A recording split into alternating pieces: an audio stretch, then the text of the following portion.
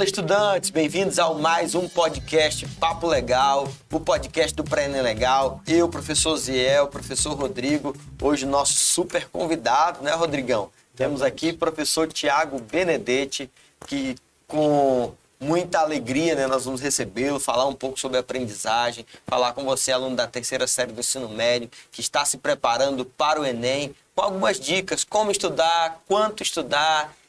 Esse cara, para nós, é uma alegria, desde já agradeço. Obrigado, Tiago, por ter aceitado o nosso convite de estar aqui com os nossos alunos. Professor Tiago, né? Acima de tudo, professor, fale um pouco aí sobre a sua formação, antes de mais nada. Então, começo agradecendo o convite, é um prazer estar aqui com vocês, fazendo parte desse primeiro momento, né? E assim, em relação à formação, eu sou professor de biologia, na verdade sou biólogo, bacharel. Dois biólogos, né? Sou bacharel em biologia, também professor de biologia.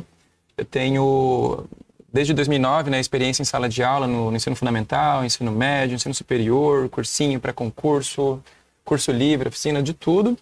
Tenho especialização na área da didática e mestrado em ensino de ciências pela gloriosa UFAC. Legal. Exatamente. E assim, a ideia também, né, reforçando também, obrigado por você que está assistindo a gente, obrigado aos nossos convidados, a gente falar um pouco sobre a aprendizagem, sobre estudo, sobre essa etapa do Enem, mas de uma forma descontraída, né? E tentando desmitificar algumas coisas, tornar esse processo orgânico também, porque no final das contas, esse processo seletivo do Enem, toda a pressão que a gente sofre e que os alunos sofrem, ele tem que ser tratado com uma forma mais humana e que nossos alunos consigam performar melhor. Então, até seguindo nessa coisa de performance, a gente estava batendo papo antes também da gravação de hoje sobre essa questão da aprendizagem, né? Como é que é aprender? Né? Então, qual seria a mensagem? O que a gente podia falar um pouco sobre o processo de aprendizagem? A gente sabe que você trabalha essa questão junto com seus alunos de mentoria também. Sim, então, sim. Como é que é isso? Então, quando a gente fala, né, desse contexto de escola, educação, ensino, aprendizagem, o estudante ele precisa entender que o trabalho dele, o ofício dele é esse, é aprender, né? E aí, do ponto de vista cognitivo, né, o que é aprendizagem? Aprender significa você utilizar aquilo que você já tem. Então, imagina assim, eu tenho aqui a minha mão, que representa todo o meu conhecimento, tudo aquilo que eu já sei. A gente chama isso de conhecimento prévio. O que é aprender? É você usar o que você já sabe para conectar novas informações. E aí a gente cria, né, o que a gente chama de novos esquemas de aprendizagem. Então, aprender significa o quê? Significa você assimilar uma nova informação, armazenar essa nova informação lá na sua memória de longo prazo, de forma que ela tenha algum sentido e significado, para quando necessário, você evocar, ou seja, você trazer e acessar essa informação, né, para dar uma utilidade para ela. Então, quando eu vou lá, por exemplo, resolver uma questão de Enem, eu estou fazendo o que a gente chama na aprendizagem de evocação. Eu busco, né, através de um estímulo, uma informação que está lá na minha memória de longo prazo e evoco. Então, a aprendizagem, ela significa isso. É pegar, colocar no lugar certo e guardar. E deixar guardado, né? A aprendizagem, ela não é só aprender. Eu tenho que aprender de forma duradoura, né? De forma profunda e de forma significativa. Então, a partir do momento que eu peguei e botei essa aprendizagem lá, no lugar certo, e armazenei, eu consigo trazer ela à tona, eu consigo utilizar ela e acessar sempre que necessário. A gente percebe que o nosso aluno de ensino médio, ele, por vezes, ele se acostumou, talvez, à nossa geração, né? Até eu falei em outro momento, que foi o Murilo Gun, que eu ouvi ele falar sobre isso, né? Que a gente estuda na escola Teorema de Pitágoras, para depois ajudar o filho, neto, seja lá quem for, né? Sobrinho, para resolver, né? Para fazer uma prova também sobre o Teorema de Pitágoras, né? O loop infinito de Teorema de Pitágoras. E a gente percebe, né? Brincadeira à parte, que esse aluno do ensino médio, né? Talvez a nossa geração, eu não sei qual momento você percebeu isso, eu percebi ao final do ensino médio que eu estudei para a prova. E é o que a gente percebe muito no aluno, né? Quando eu estudo, eu tenho semana de prova e eu vou estudar para aquela prova, né? É parte do seu trabalho também esse aluno que estuda para uma nota, né? Na verdade, nisso que você está dizendo, esse aluno ele não pode estudar para prova, ele tem que estudar para aprender, para aprendizado, que é uma das bandeiras de defesa do seu trabalho, das suas pesquisas, dos seus estudos, né? Eu trabalho muito nessa questão, né? De transformar o aluno em estudante, ensinar o estudante a estudar. Porque foi uma coisa que eu descobri na minha vida, né? O estudante não sabe estudar. Sim, assim, depois você fala como era o Thiago estudante e em qual momento entra isso. Não, Só beleza. Eu conto essa história de como chegou nesse insight, né? Mas o fato é assim, é que eu costumo defender que existe o jeito certo e o jeito errado de estudar, né? E na escola, a gente às vezes é incentivado a estudar do jeito errado. Qual que é o jeito errado? É estudar para a prova que eu vou ter amanhã. E aí, para isso, né, no nosso contexto aqui, Brasil, no nosso contexto Rio Branco, Acre, o que acontece? Lá na escola, a gente costuma ter aquele calendário de prova. Então, eu passo aí minha vida, vou para a escola, faço lá um negócio ou outro, e de repente vai ter o calendário de provas, e eu sei que no dia tal, na segunda-feira de manhã, eu tenho prova de geografia. Por causa do calendário, o que eu faço um dia antes? Eu estudo todo o conteúdo de geografia como se eu estivesse estudando pela primeira vez na vida, na véspera da prova, usando técnicas de estudo que são úteis para fazer a prova amanhã, mas que são inúteis para uma aprendizagem de longo prazo. Então, como eu falei mais cedo, a aprendizagem tem que ser o quê? Duradoura. Então, se eu pego aquela estratégia, né, de vou pegar meus resumos, vou fazer leitura e releitura, vou botar tudo na minha memória de curto prazo. Para fazer uma prova amanhã, eu estou usando uma estratégia que é muito boa para fazer essa prova de amanhã, e só. Aí eu vou lá, faço a prova, tiro 10, acho que aprendi, dali uma semana, 2, eu esqueço tudo. E aí o que acontece com o estudante que estuda desse jeito, né, do jeito errado? Ele vai passando pelas provas e vai ganhando nota, mas ele não vai acumulando conhecimento. E aí quando ele passa, por exemplo, pelo ensino fundamental todinho fazendo isso, ele chega no ensino médio sem saber o ensino fundamental, cheio de lacunas de aprendizagem. Aí o cara vai e faz a primeira série do ensino médio, desse mesmo jeito, fazendo prova e estudando para a prova, somente. Aí, passa pela primeira série sem guardar nada desse conteúdo da primeira série, chega na segunda, chega no terceirão, e esse processo todo se repete. Então, a gente tem o quê? Um estudante que chega no final do ensino médio sem saber nem o que ele viu direito no ensino fundamental. E aí, quando a gente olha para o Enem, que cobra do estudante esse acumulado gradual de conteúdo, esse estudante se depara na terceira série, ou ali na hora da prova do Enem, ele entende que o que ele fez foi errado a vida toda. Então, o trabalho que eu faço é nesse sentido é de girar essa chave, de ensinar o estudante a ser estudante e estudar do jeito certo, com técnicas que dão para ele uma aprendizagem que é duradoura, que é profunda, que é transferível, que tem qualidade. Exatamente. Isso que você falou é bem importante porque, assim, não necessariamente ir performar na prova, inclusive até performar no Enem, significa que aquela pessoa ela adquiriu um conhecimento sólido sobre os conteúdos que ela estudou, né? Então, eu lembro que a gente até conversou aqui nos bastidores que a pessoa até chega na graduação com bastante déficit, então, e não é sobre isso. É, de fato, você criar uma rotina de estudo que te coloque, né, sempre em contato com aquele conteúdo e, como você bem falou, que dê essa solidez, essa camada de conhecimento. E é lógico, pré a prova, antes de qualquer momento importante, você vai revisar aquele conteúdo para entrar em contato de novo com ele. É uma revisão de prova, não estudar para a prova. Exatamente. E acaba que a gente fica... E aí eu me identifico muito, acaba sendo esse estudante um procrastinador eficiente. Porque muitas vezes ele até consegue estudar tudo, véspera à prova, algumas estratégias de decoreba, qualquer coisa desse tipo, performa bem na prova, mas depois ali vai esquecer tudo e vai se frustrar no caminho. Mas até falando sobre isso, né, a gente pode até citar, né, entre nós três, como é que a gente era, né, como aluno, porque às vezes a gente vai falando... Aí, às vezes, a gente não fala só como atributo de professor por observar nos alunos. A gente fala também porque a gente estudou, passou muitos anos estudando, e a gente viveu essa rotina também. Eu descobri na graduação, não sei como é que foi vocês, mas eu descobri na graduação que eu só estudava para a prova. Até te falei em outro momento, eu conheci o Aprendendo Inteligência, né, do professor Pierre, o livro está disponível, você pode baixar em PDF, leia Aprendendo Inteligência, Ensinando Inteligência, Estimulando Inteligência e Inteligência para Concurso, né, que são os 4 livros, que eu até digo que é a sua Bíblia, né, e você pode ler e estudar o azulzinho, né, que é o primeiro, o Aprendendo Inteligência. Foi na faculdade, tu, Rodrigo, foi qual momento que tu descobriu que você só estudava para a prova, que você não aprendia de verdade? Na verdade, eu até já abri para vocês, né? Eu tô descobrindo isso hoje ainda, né? Tá descobrindo agora.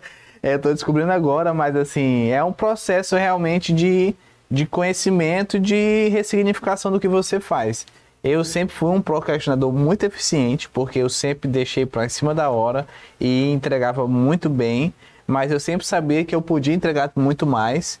E o principal, que vai ser tema agora de podcast futuro, a gente vai trazer uma pessoa para falar sobre isso, também sobre uma psicóloga.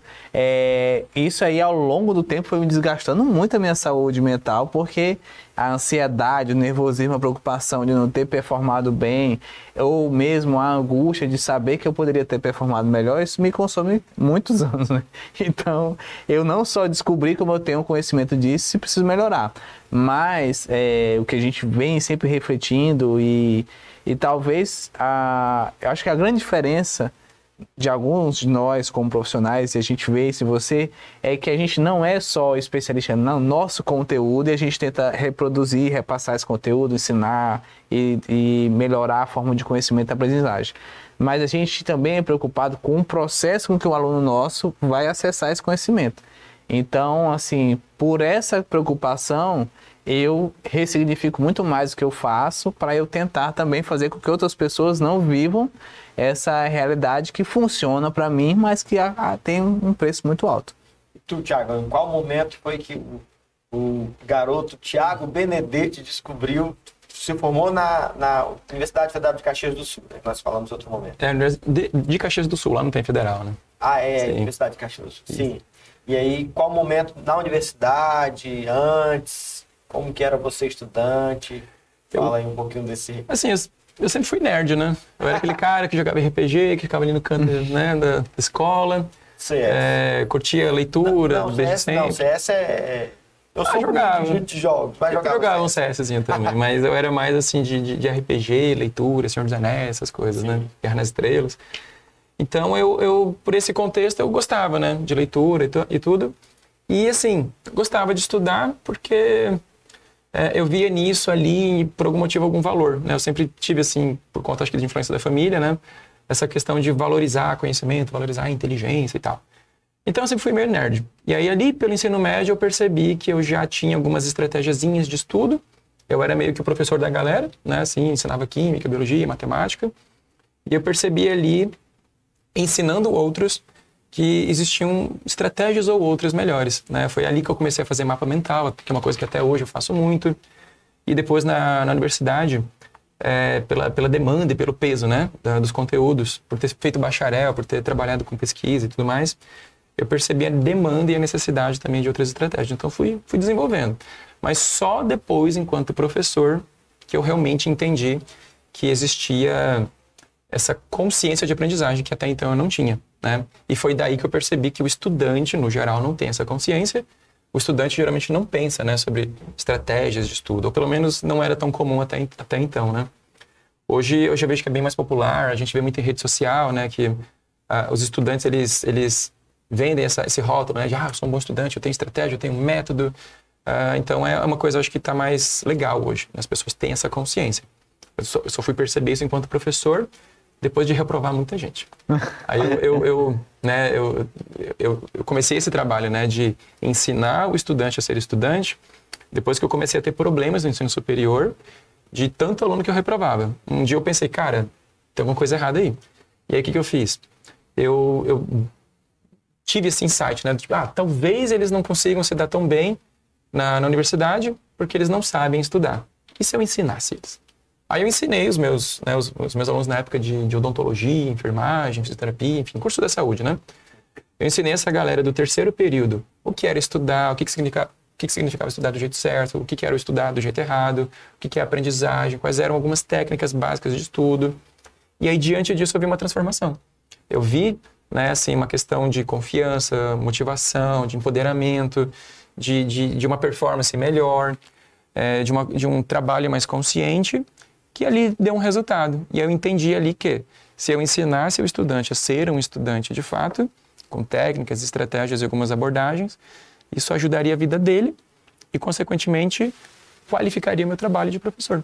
Então foi aí que começou essa história de trabalhar com consciência de aprendizagem. Isso é legal porque a gente fala muito sobre o como, né, o quanto, quando, e aí também uma das últimas etapas, né, o porquê estudar. Percebi muito isso na universidade, porque eu pensava, vou ser profissional naquela área, vou ser professor de língua portuguesa. Fiz letras na UFAC, fiz arquitetura, 50% arquiteto. Então, no curso de arquitetura, eu sabia que eu tinha que aprender aquilo, não para passar numa prova, mas porque eu ia ser um profissional.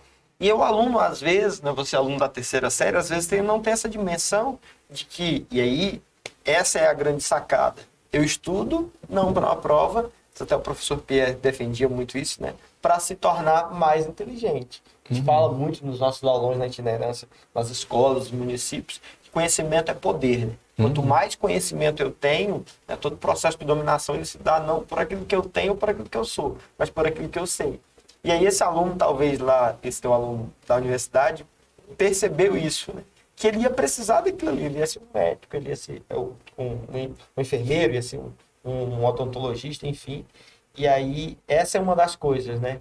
Por que estudar para se tornar inteligente?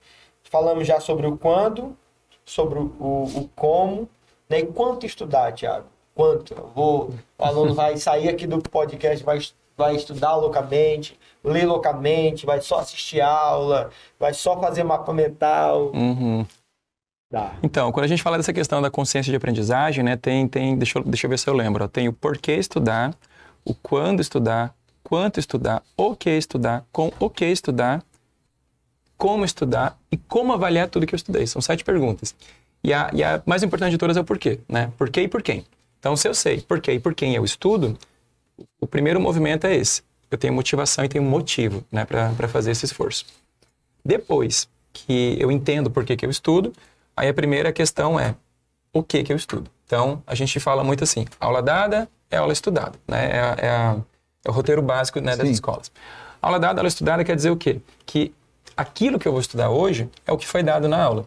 Então, geralmente, para o aluno que está no ensino médio, se eu tive aula de manhã de 3 ou 4 disciplinas, o que eu vou estudar de tarde? Essas aulas, esses conteúdos, revisão desse conteúdo. Dessas disciplinas, justamente, para reforçar esse conteúdo da aula. Por quê? A aula não conta como estudo, né? A aula é para você entender, é para você criar um início de um processo de aprendizagem, é para você criar compreensão. Só quando eu estudo sozinho é que eu falo em aprendizagem. Então, o que eu estudo? Aquilo que veio da aula. Quando que eu estudo? No mesmo dia, preferencialmente, né? Então, quando que eu estudo?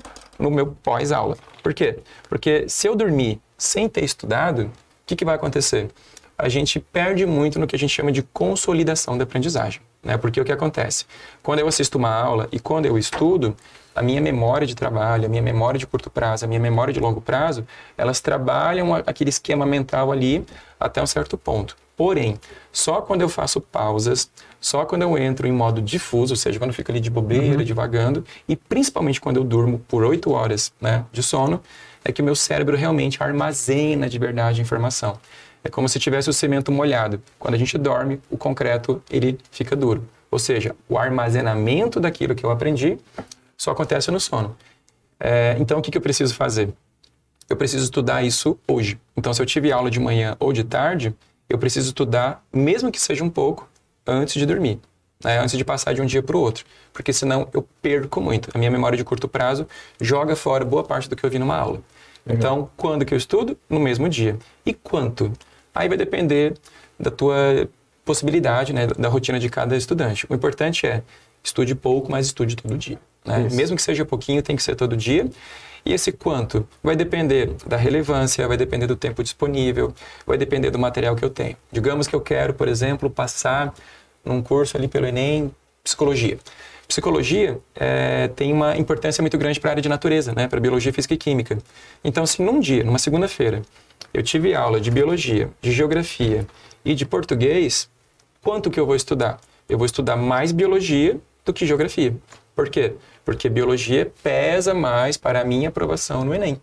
Então, esse quanto eu vou estudar, primeiro, depende do tempo que eu tenho e depende da importância e da relevância de cada conteúdo. Respeitando também um limite, né? Geralmente a gente fala assim, por quanto tempo eu posso estudar? A gente ouve falar por aí daquela técnica Pomodoro, né? Sim. 25 minutos, tal. Aquilo é mentira, não é daquele jeito não. Você pode estudar aí em torno de uns 40, 50 minutos, certo? Que é o tempo que a gente consegue sustentar o foco. Isso para uma pessoa neurotípica. Para alguém que é neurodivergente, que tem um TDAH, alguma outra situação, pode variar para menos. aí vale o 25/5, né? Sim. Mas o fato é que um bloco de estudo, quanto tempo ele dura? Ele deve durar aí de 40, 50 minutos, 1 hora, mas o ideal por aí é 50 minutos.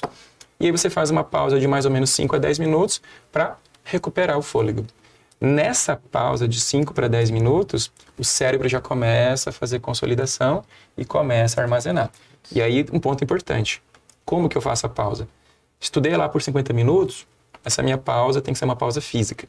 Então eu vou lá arrumar uma gaveta, eu vou lavar uma louça, eu vou brincar com o cachorro, eu vou arrumar meu quarto, eu vou fazer alguma coisa que me deixe distraído por uns 5, 10 minutos. Celular não. Mas que não envolva telefone. Se eu tocar no meu celular, é como se eu tivesse jogado fora esses 50 minutos de estudo. Se eu ficar ouvindo música, vendo vídeo, assistindo TV, ou fazendo alguma coisa que exija foco atencional sustentado, eu não descanso. Então, não é tão produtivo. Então, assim, todo estudante tem que ter isso. O bloco de estudo, né? O bloco de estudo precisa ser seguido de uma pausa. Essa pausa pode ser simplesmente deitar um pouco, dar uma descansada, ou pode ser fazer qualquer coisa física. Então, quando? Hoje e quanto? Esses 50 minutos com 10 de descanso dentro do tempo disponível que você tem. Isso. Eu queria pegar também um gancho e dissecar assim. O primeiro rapaz aí deu uma aula. Da biologia, né? Deu uma aula. Agora ficamos calados aqui. Ficamos, mas dessa. assim, dissecar em algumas coisas, né? Que a gente traz isso e assim, de certa forma traduz para você, aluno que está nos assistindo. Então, uma coisa que o Thiago trouxe, né, e o cerne que ele falou, que ele pontuou muito bem, é o seguinte, é sobre a rotina, e que essa rotina ela também é pautada em relação ao sono. Então, você ter um dia equilibrado, com as suas tarefinhas organizadas, uma atividade física legal, e o seu sono reguladinho, bacana, isso aí já garante que você vai estudar melhor, né? Não garante seus resultados, mas indica que o seu corpo e a sua mente vão estar melhor ajustados para tentar acessar o conteúdo. Isso é a primeira coisa. Uma segunda coisa é o seguinte, sobre métodos. Então, é lógico que tem todas as diferenças. Daí a gente comentou antes, né? Eu gosto de fazer dessa forma, eu gosto de fazer isso, eu gosto de estar ouvindo música, eu gosto de fazer tal coisa. Cada pessoa ajusta, né, a esses detalhes mínimos para que a sua rotina seja mais adaptada à sua realidade. Mas você tem que lembrar que tem algumas coisas que você não vai abrir mão. Então você não vai abrir mão de um período de foco. Então eu vou dar um exemplo meu. Eu me sinto mais produtivo quando eu estou escrevendo ou lendo algo, ouvindo música. Mas tem um momento que dá um... O que é isso mesmo? Entendeu? Aquele que eu quero olhar com calma, aí eu paro a música e vou ver o que eu estou escrevendo ou o que eu estou lendo. Então eu dou uma focada ali, então beleza, aí depois eu volto a música de novo. Isso aí é uma condição minha. Tem gente que tem um silêncio completo. E além de tudo isso aqui, a gente tem que lembrar que assim, nossos alunos, principalmente nossos alunos da rede pública, vivem várias situações, muitas vezes não tem tantas condições. Então esse momento teu de qualidade, ele pode ser um exemplo, um intervalo durante a aula. Às vezes os alunos que têm uma rotina de integral, você tem um momento do estudo, você vai aproveitar essa sua rotina, já que você fica o dia todo na escola, então você tem que maximizar para nesse período fazer essa atividade. Então cada pessoa, cada família, cada lar vai ter uma rotina da família, uma dinâmica da família que vai nortear isso aí. Mas que minimamente você tem que separar esse tempo para esse seu estudo.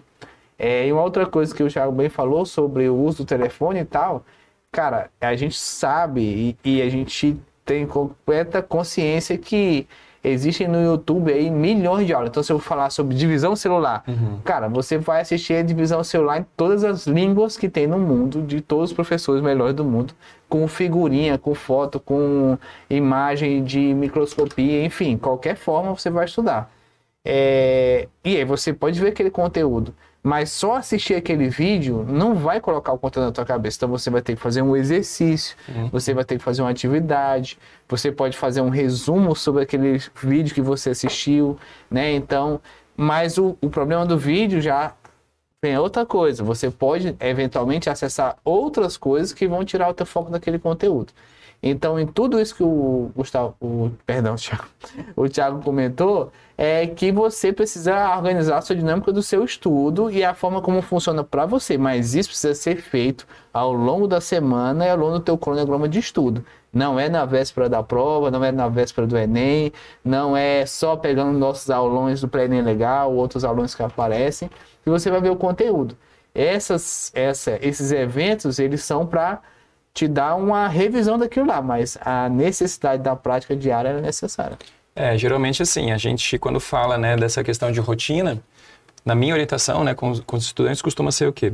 De segunda a sexta, você estuda todo dia, em torno de 1 hora e meia, 2 horas, dependendo do tempo que você tem, né, e a gente tem estudantes com resultados excelentes, que tinham 2 ou 3 horas de estudo por dia, quando muito, outros podem chegar até 6 a 8 horas, mas claro, vai variar da realidade de cada um. Eu tive uma experiência, uma vez eu levei uma aluna, até te interrompendo, desculpa, para falar sobre medicina, ela passou em medicina e eu fiquei com medo, disse, meu Deus, ela vai dizer que ela estudava 8 horas por dia, ela vai acabar tudo que eu e o Thiago ensina para os alunos. Ela disse, não, cara, eu tinha minha vida e tal, eu estudava, né, mais ou menos em torno desse tempo que você falou, né? De 2 para 3 horas já costuma ser o suficiente, né? Se fizer com qualidade. Sim.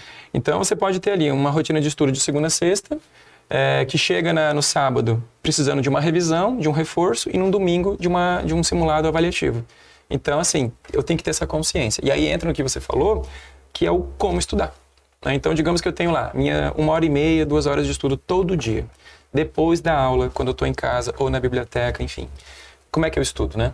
Então, o como estudar é a grande coisa. Né? Então, agora que eu sei o que eu vou estudar, quando que eu vou estudar e por quanto tempo eu vou estudar cada matéria, por exemplo, digamos que eu tenho lá 2 horas e eu vou estudar 3 matérias, 40 minutos cada uma. Então, como que eu estudo? Geralmente, depois de uma aula, você tem que trabalhar basicamente isso aqui. Você tem que fazer o que a gente chama de prática de lembrar. Né? Segundo a neurociência, a evocação é a coisa mais importante para a gente fixar uma memória. Evocação significa o quê? Significa você tentar lembrar de alguma coisa sem consultar o seu material. Então, digamos que você teve hoje uma aula de biologia sobre divisão celular, sobre mitose. E eu vou estudar isso quando eu chegar em casa. Quando eu vou estudar esse conteúdo, a primeira coisa que eu faço é tentar lembrar da aula, tentar repassar na minha cabeça e fazer uma espécie de autoexplicação. Ou eu posso pegar um papel, fingir que eu vou explicar isso para alguém e no papel, em 5 minutinhos, tentar botar no papel tudo que eu lembro, sem usar nenhum material de consulta. Isso é evocação, é a prática de lembrar. Eu faço direto. Tem que fazer, porque isso é fundamental. Altas discussões científicas e filosóficas comigo mesmo sobre qualquer conteúdo. E tu também ensina muito sobre as inteligências, né? Que você falasse, você ensina, até o Rodrigo falou um pouco sobre isso, cada um aprende de uma forma diferente, você ensina muito sobre as inteligências, né? Então, ali do Howard Gardner, que ele fala das 8 inteligências, isso. Que cada um aprende, tem inteligência musical, enfim, cada um vai aprender. Tem pessoas que não funcionam muito a técnica Pomodoro porque ele é, né, enfim, você falou, enfim. Tem pessoas que ela consegue até mais do que os 40, né? Tem pessoas que ele tem ele entra ali numa introspecção, ele consegue até mais tempo, né? Enfim. Então isso que você está falando também do anotar tem a ver até com as inteligências, né? Tem uma relação indireta, né? Porque é mais ou menos assim, ó, essa prática de evocação, por exemplo, é você tentar lembrar, e aí tem gente que vai preferir fazer isso falando, tem gente que vai preferir fazer isso desenhando, tem gente que vai preferir fazer isso esquematizando, então cada um vai ter a sua aptidão, né? E aí até a gente fala hoje, na verdade, sobre aptidões, ao invés de inteligências múltiplas, né? Então, se eu tiver uma aptidão por escrita, de repente eu vou escrever. Se eu tiver uma aptidão por desenhar, eu vou desenhar a mitose, por exemplo. Então, eu vou tentar lembrar. Depois que eu tentei lembrar, aí eu vou pegar a minha anotação de aula, que dependendo do perfil do aluno também, tem vários tipos de possíveis anotações, e aí eu vou fazer a releitura da anotação. Então, repara, primeiro eu tentei lembrar, para só depois fazer a releitura. Por quê? Porque tentar lembrar gera esforço. E aí existe uma premissa, né, da aprendizagem, que é o quê? Que a gente chama de dificuldade desejável. O que é dificuldade desejável? É você ter que fazer algum esforço dentro de um limite que é saudável para a tua memória se reforçar. É que nem na academia. A musculação do cérebro. Entendi. É a musculação do cérebro. Se eu pegar ali na academia e fizer todo dia o mesmo treino com o mesmo peso, isso não é difícil. Isso não é difícil, não cresce, não dá resultado. O no pain, no gain, para o estudante vale também. Então, eu tenho que gerar primeiro um esforço para só depois poder fazer a releitura.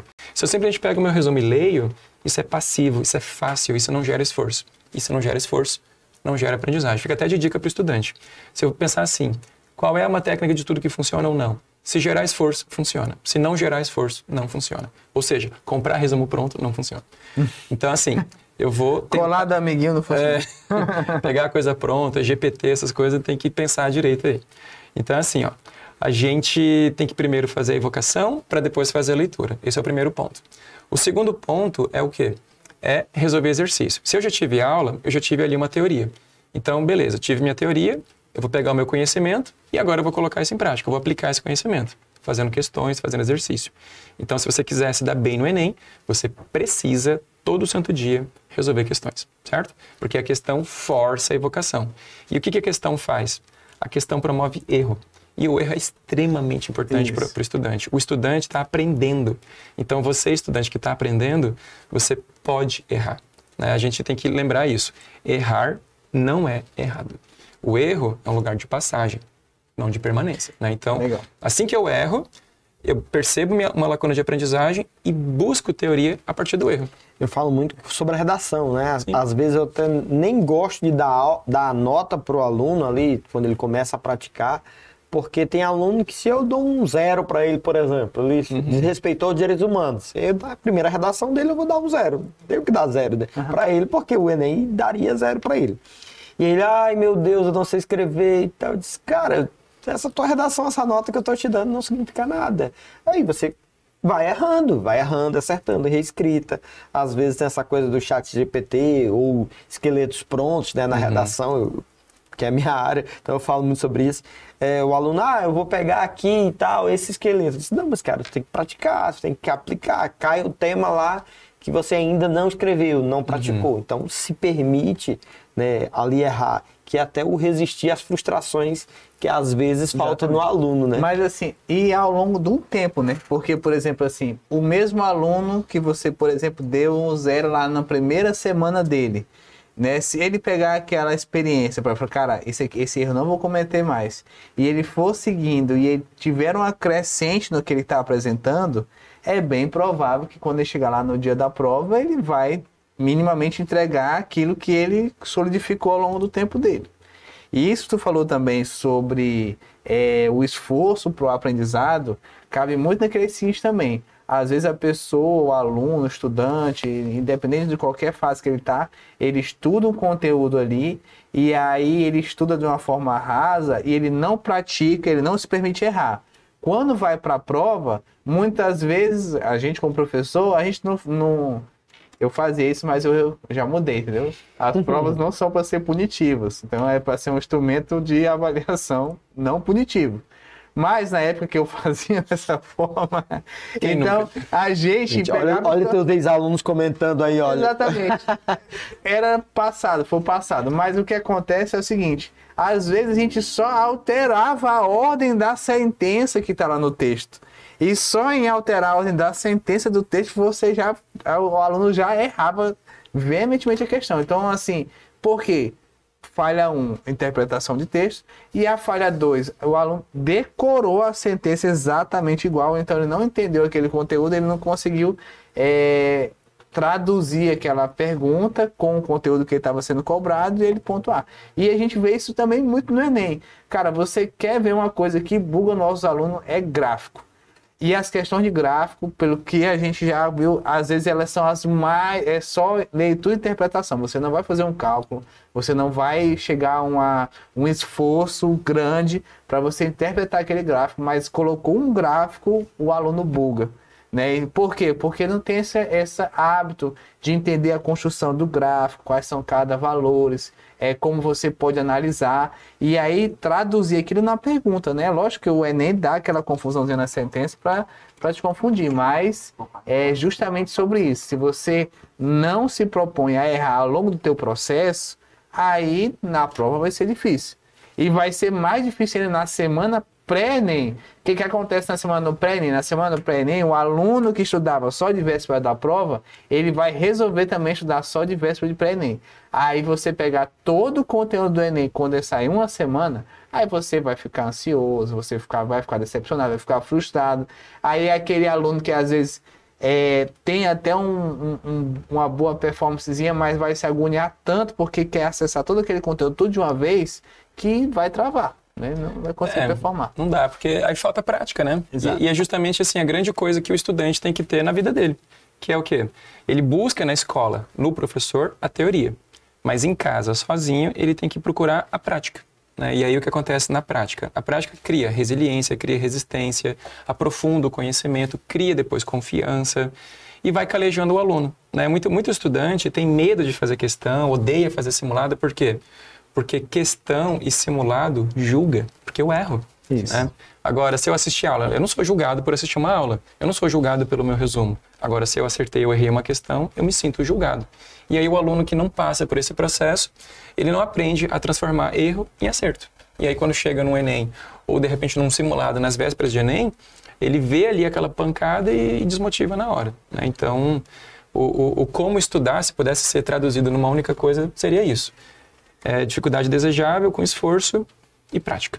Partindo para quase uma finalização na nossa conversa, né? A gente poderia conversar aqui o tempo inteiro, né? Começar por horas sobre o assunto, mas você falou nas entrelinhas, né? Nós falamos aqui sobre até o porquê estudar, né? Entra na bendita motivação. Sim. Eu falo isso muito para os alunos, porque às vezes o aluno, eu gostaria, professor, de ser motivado, estar motivado. A realidade não é todo dia que a gente acorda motivado, né? Até acho que o professor Clóvis de Barros, o Mário Sérgio Cortella, que brinca um pouco sobre isso, né? Que são pessoas terríveis, malignas, que acordam felizes. Praticamente pouquíssimas pessoas acordam felizes, extremamente motivadas. Mas o que você precisa? Disciplina, né? O cerne de tudo isso que nós falamos é disciplina, né? E pensar, né? Até você citou, né? O porquê estudar. Quem que eu estudo? Né? Eu estudo pelo quê, né? Para, sei lá, passar de ano. Passar de ano, né? Sei lá, conquistar meus objetivos. Né? Então você percebe muito isso hoje, né? Nesse aluno que é extremamente conectado, que vê muito ali, muitas realidades na rede social, que é uma realidade que a gente que é mais velho sabe que eu até digo muito para as pessoas, cara, aquela foto ali não é verdade, né? Aquela vida ali, aquele cara que, sei lá, vende um produto, como passar no Enem em 30 dias, eu falto morrer quando eu vejo essas coisas. Como passar no Enem, como tirar a nota 1000 na redação em 7 dias. E aí os alunos ficam mandando para mim, eu disse, cara, não, velho, não entra nessas vibes, se prepara o ano inteiro que dá tudo certo. Como que o que você diria para esse aluno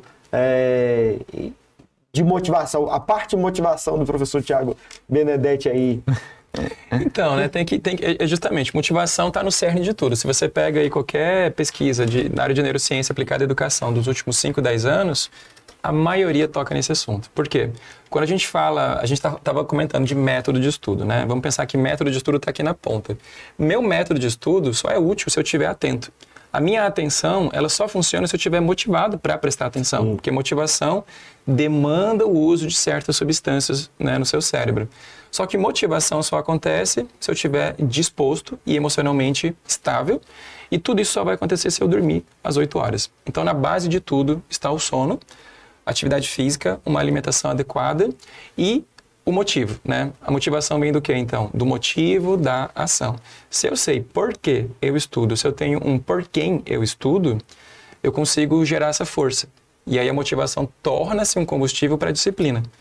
No contexto dos estudantes, né, eles falam muito assim, o importante é ter disciplina. Não, só é disciplinado quem, antes de tudo, tem motivação. E motivação não é aquela, uma vontade, um desejo, né?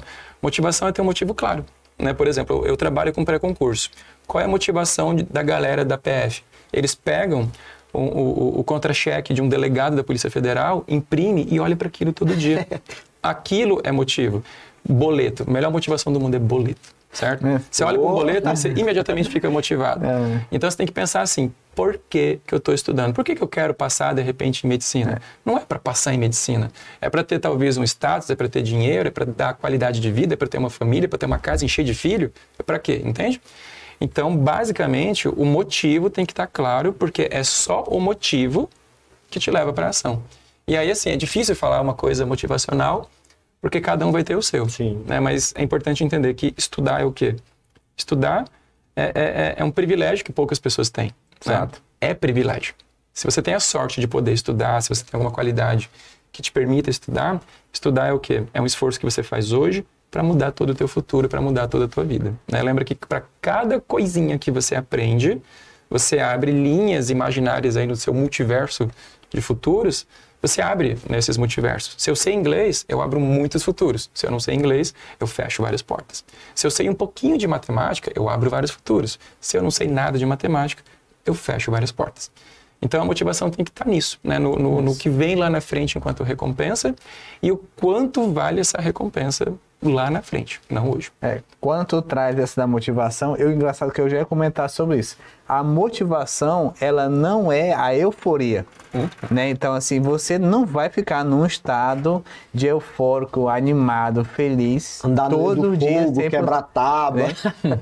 Lógico que existem pessoas que têm mais resiliência, existem pessoas que são naturalmente mais, não vou dizer felizes, mas assim, mais dispostas à atividade, e vai ter uma pessoa que ela vai ser mais, a personalidade um pouco dela mais introspectiva e tudo mais, e a questão que você falou das realidades. Como você bem disse, estudar é sim uma oportunidade, e aí o quanto você consegue estudar traduz em relação à sua família, as coisas que você tem que fazer, a distância da escola que você tem que ir todos os dias.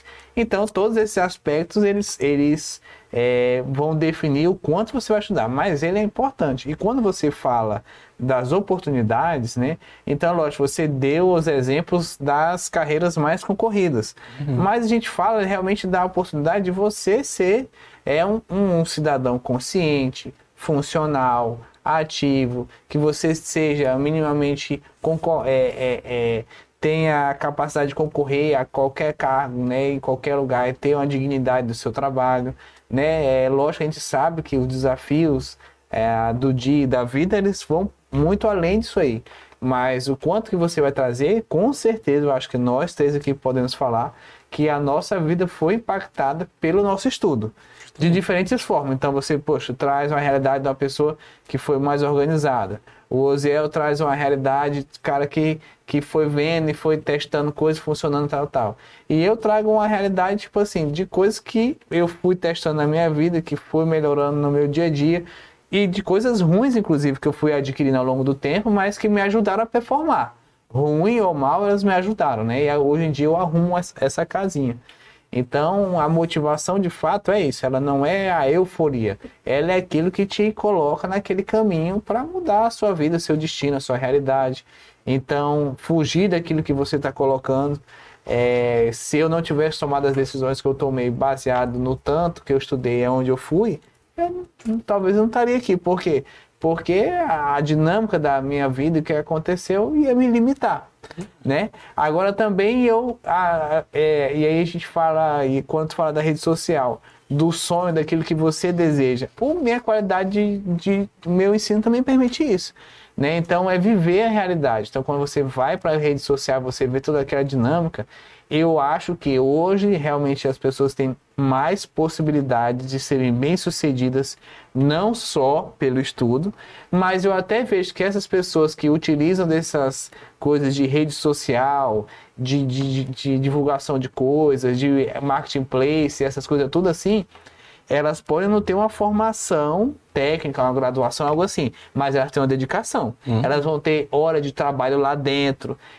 Você que está assistindo o podcast, você pode ver alguns outros digitais influencers que fazem live.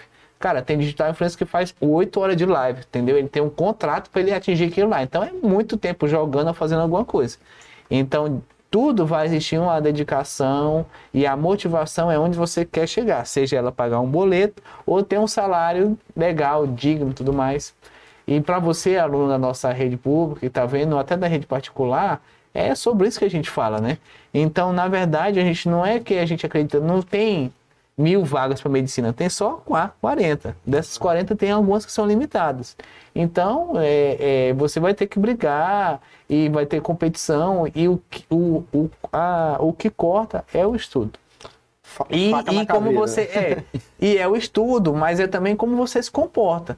Muitas vezes eu tenho amigos que não eram os melhores alunos da escola, que hoje são muito mais bem-sucedidos que eu. E eu era a pessoa, uns que estavam brigando por nota boa lá, e no meu ver eu sou bem-sucedido, mas comparado a eles não sou tanto. Entendeu? Então, assim, isso ao longo da sua vida você vai aprendendo. Agora, se você acolher esse conselho agora, não que seja um conselho que a gente está falando, mas isso acelera um processozinho e não deixa você, como eu já falei assim, com as sequelas desse desgaste, que é você estar sempre estudando no limite e não dando respeito ao seu corpo, à sua cabeça. E aí é aquele negócio, tu nunca vai de fato entender o teorema de Pitágoras, que tá o loop infinito. Aí quando chegar o seu filho vai ter o teorema de Pitágoras de novo, você não vai conseguir explicar. E lembrar que esse momento, né, de estudar o conteúdo da escola, né, isso te prepara para também aprender, estudar e lidar com outros conhecimentos, né? Ou seja, a gente não pode se limitar, a gente está aqui falando do contexto escola, sim, mas não vamos se limitar nisso, né? Porque, repara, você pode ter qualquer carreira em qualquer área. Se você aprender um pouquinho sobre nutrição, um pouquinho sobre inteligência financeira, sobre empreendedorismo, se você aprender a lidar com dinheiro, se você aprender a estudar mercado de trabalho, comunicação, tudo isso é conhecimento que vem de estudo e que tem potencial para mudar a sua vida e agregar valor em qualquer outra coisa que você fizer. Né? Então a gente pensa assim, a escola é um ensaio para a vida, né? Isso. A gente aprende ali algumas coisas para ter uma bagagem, para ter um repertório, para ter o tal do conhecimento prévio, né? Porque imagina, se você fala assim, eu vou largar tudo, eu vou só estudar agora mercado financeiro. Para você entender mercado financeiro, meu amigo, tem que saber matemática. Né? Então assim, para você seguir alguma carreira ou outra que alguns influenciadores falam por aí, você tem que ter um conhecimento basal de inglês, de matemática, de português, alguma noção de ciências. Então, tudo que você está vendo hoje parece não fazer sentido hoje. Mas lá na frente, tudo isso vira o quê? Base para você adicionar conhecimento novo, com qualidade, com significado, com profundidade. Pô, cara, que legal. Gente, a gente quer agradecer, né, professor Thiago Benedetti, obrigado. Eu sei que ele tem rede social, você pode colocar lá, né, no Instagram, você tem vídeos no YouTube, que eu sei, disponíveis para você aprender um pouco sobre isso.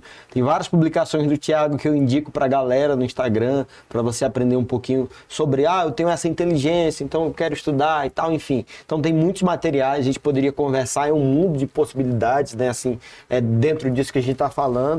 E o que você diria para o nosso aluno? Qual a última dica? Alguma leitura final, que você indicaria? Uma mensagem final para eles? Estuda! Estuda! Vamos estudar! Tudo que a vida muda.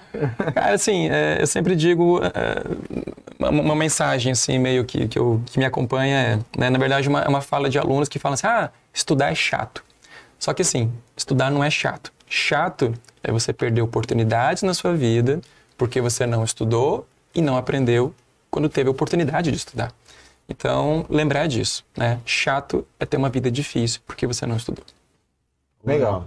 É isso aí, gente. Obrigado aí pelo tempo de vocês assistindo a gente.